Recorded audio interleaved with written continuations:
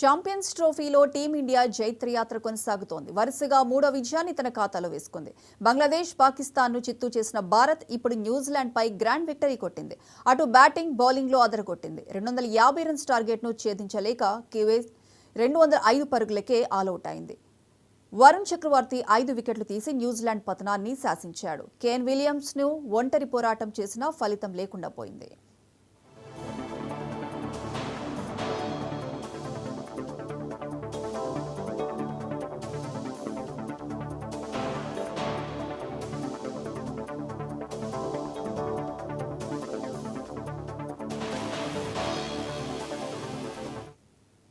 తొలుత బ్యాటింగ్ చేసిన టీమిండియా నిర్ణీత 50 ఓవర్లలో 9 వికెట్ల నష్టానికి 249 రన్స్ చేసింది.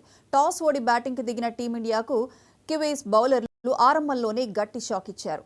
పవర్ ప్లే ముగిసేలోపే టీమిండియా టాప్ 3 బ్యాటర్లను పెవిలియన్ చేర్చారు. శుభ్మన్ గిల్, రోహిత్ శర్మ, విరాట్ కోహ్లీ స్వల్ప స్కోర్కే అవుట్ అయ్యారు. టాప్ ఆర్డర్ కుప్పకూలిపోయినప్పటికీ శ్రేయాస్ అయ్యర్, అక్షర్ పటేల్ల భాగస్వామ్యం పాండ్యా అద్భుత ఇన్నింగ్స్ నిర్మించారు.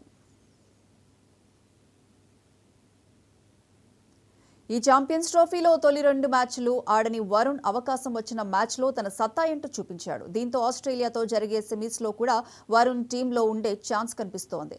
ఇక జడేజా 2, హార్దిక్ పాండ్యా, అక్షర్ పటేల్, కుల్దీప్ యాదవ్ తలో వికెట్ తీసుకున్నారు. ఇక మంగళవారం సెమీఫైనల్లో ఆస్ట్రేలియాతో తలపడనుంది భారత్.